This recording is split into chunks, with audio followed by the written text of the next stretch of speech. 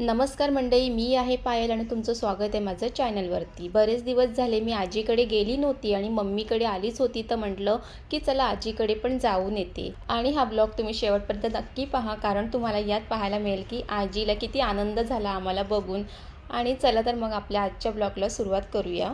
मी आणि भाऊ आम्ही दोन्हीही निघालो आजीकडे जाण्यासाठी आणि संध्याकाळी आम्ही 6:00-6:30ला निघालो होतो, कारण ऊन भरपूर होतं म्हणून उशिराच निघालो।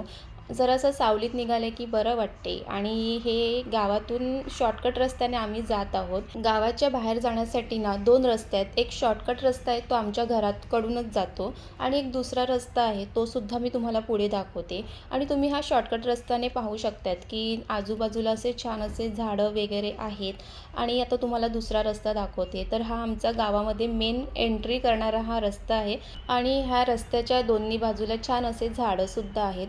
खूप सुंदर वाटते गावामध्ये एंट्री केल्यानंतरच।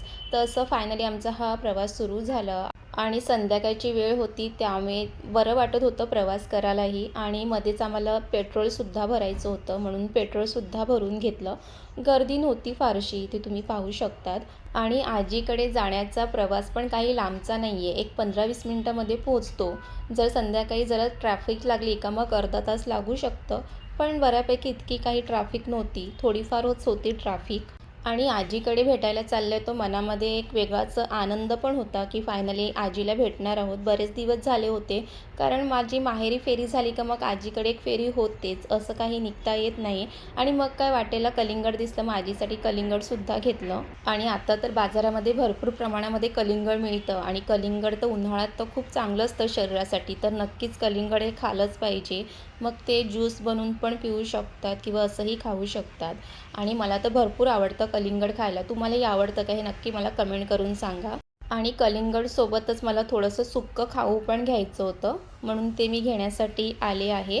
आणि इथे मी थोडे बिस्किट वगैरे घेतलं, आजीला जे आवडतं ना ते खाण्यासाठी मी घेतलं। आणि बाहेरच वडेपाव समोसे याचा स्टॉलसुद्धा होता, तर म्हटलं ते सुद्धा घेते, छान गरम असे। आणि मग त्याचंसुद्धा कूपन घेतलं आणि फायनली इथे इतकं सुक्कं खाऊ घेऊन झालं। पण इथे आम्हाला थोडंसं वेट करावं लागलं, कारण त्यांनी आत्ताच समोसे करायला घेतले होते आणि त्यांनी सांगितलं की एक 10-15 मिनटं लागणार आहे, तर तुम्हाला थोडंसं वेट करावं लागेल। परत विचार केला की समोसे कॅन्सल करून दुसरं काही घेऊ, पण म्हटलं की गरम गरम समोसे तयार होतच आहे, तर 10-15 मिनटं थांबायला काही हरकत नाही। आणि एक 10-15 मिनटं लागणारच होते आणि बाजूला शॉपिंग करण्यासाठी भरपूर असं ऑप्शन होते, तर मग मी ते बघायला गेले। म्हटलं काही आवडलं का मग ती शॉपिंगसुद्धा करते। आणि मग अशा पद्धतीने 10-15 मिनटं झाले आणि छान असे गरमागरम समोसे घेतले आणि मग पुढचा प्रवास सुरू झाला।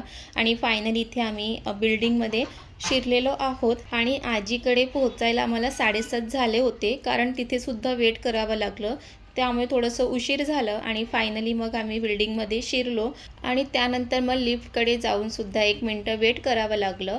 आणि फायनली लिफ्टसुद्धा खाली आली आणि मग छान असं लिफ्टमध्ये पण छान मिरर होतं। आणि मिरर असलं की आपण तर मिरर सेल्फी घेतच असतो।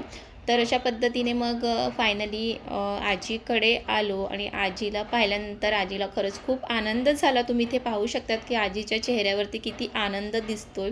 त्यानंतर आजीसोबत गप्पा गोष्टी केल्या आणि आजीसोबत फोटोज व्हिडिओज काढले, कारण हेच काही क्षण असतात जे कायम आठवणीत राहतात। आणि आजीला पण खूप छान वाटत होतं, असे मी फोटो काढत होती आणि व्हिडिओ काढत होती। तर आपण तर नेहमीच मोबाईलमध्ये फोटो व्हिडिओ काढत असतो, पण आपल्या घरातल्या एखाद्या वयस्कर माणसाचं असं फोटो व्हिडिओ काढत असेल ना, तर त्यांच्या चेहऱ्यावरती एक वेगळाच आनंद दिसतो। आणि हा अनुभव तुम्हाला सुद्धा आलाय का हे नक्की मला कमेंट करून सांगा। त्यानंतर मग मामीने छान असं नाश्ता वगैरे आणून दिलं, ते खाल्लं वगैरे, थोडा वेळ थांबलो आणि मग परतीचा प्रवास सुरू झाला। आणि मग काय परतीचा प्रवास सुरू होतं, मध्येच आम्हाला चायनीज सेंटर दिसलं, मग काय चायनीज खायची इच्छा झाली, मग आम्ही तिथे थांबलो आणि मग छान अशी ऑर्डर दिली। आता काय ऑर्डर दिली ते तुम्हाला पुढे जाऊन कळणारच आहे।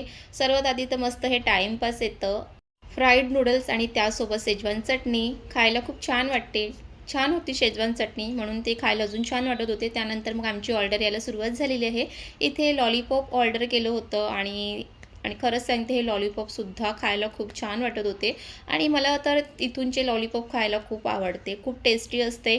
आणि मग काय मस्त गरम गरम लॉलीपॉप होते, त्याच्यावरती ताव मारला आणि मी माहेरी आली की माझी अशी मज्जा असतेच, हे खा ते खा चालूच असतं.